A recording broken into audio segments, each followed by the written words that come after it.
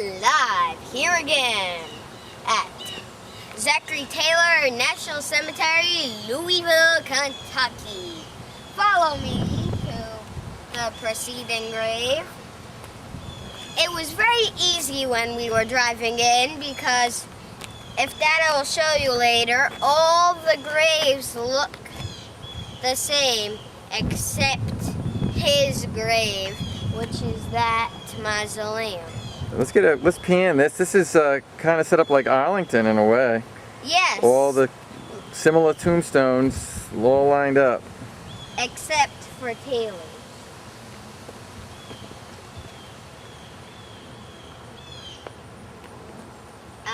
Pan up. There's a monument of Taylor behind me. And that building that has a hill on it right over there is the old tomb.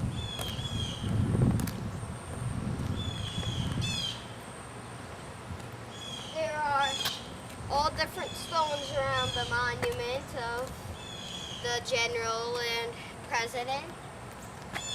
He was only president for about a year. The second president to die in office. The first was William Henry Harrison, who we saw earlier today in North Bend, Ohio. Later, I will show you the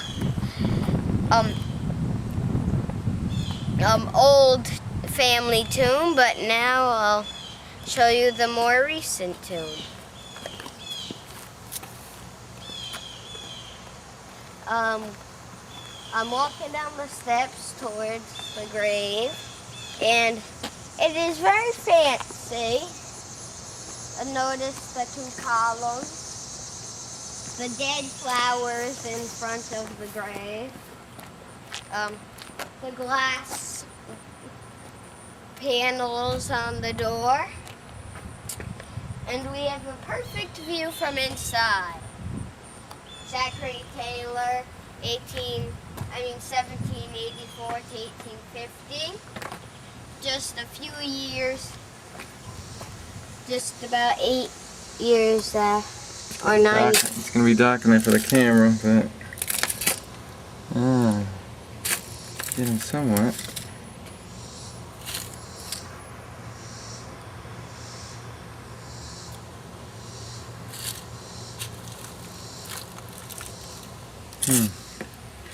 We can get it better with the still shot.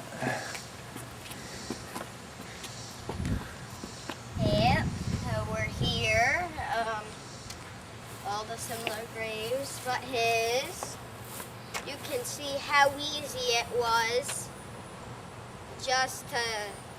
I could see it from the entranceway, because I realized that, because I knew already from websites that everything else was similar. All I had to look for was that statue, which I knew was right next to the grave. Alright, here we are walking towards the old tomb. The old family tomb. So he was buried here originally, Yes. and then reinterred into the Yes. more fancy The current tomb. fancy tomb. Nothing but There's a plaque up top. first burial site of the 12th President of the U.S., Zachary Taylor, presented by Colonel George Reed Chapter, Colonel James, the something century, October 2nd, 1976, which, 21 years later, Olivia would be born. And it says Zachary Taylor, Z. Taylor, born November 24th, 1784, died July 9th, 1850. In a 4th of July parade at the unfinished Washington Monument. It was a very warm day. And he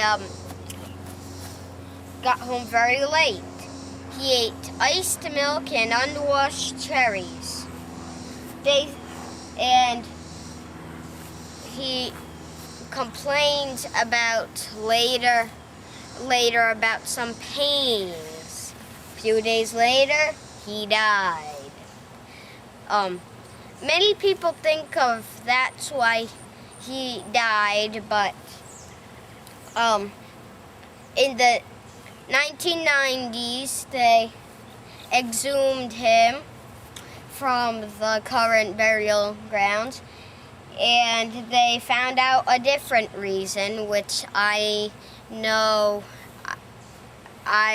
know. Was it a thought that he had been poisoned?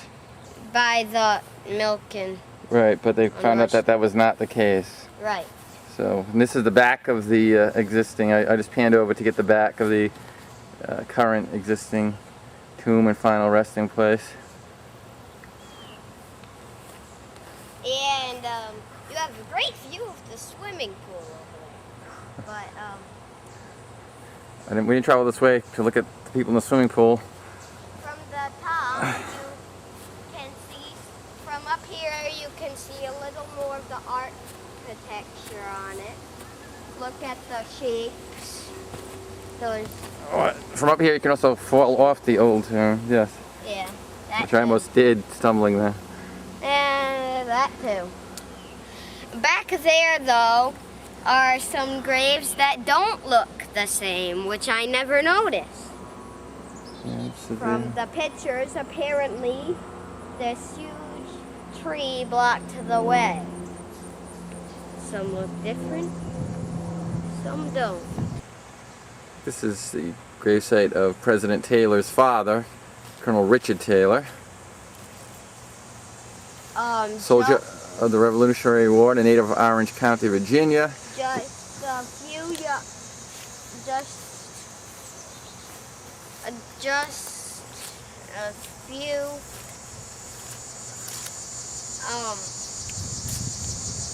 feet away, a lot, but not many, which sounds strange, but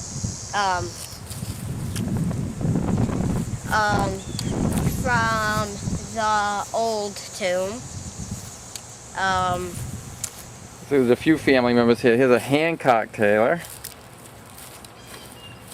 Right where Dada was an Emily Richard Taylor. Some of these we have to check his relatives or not.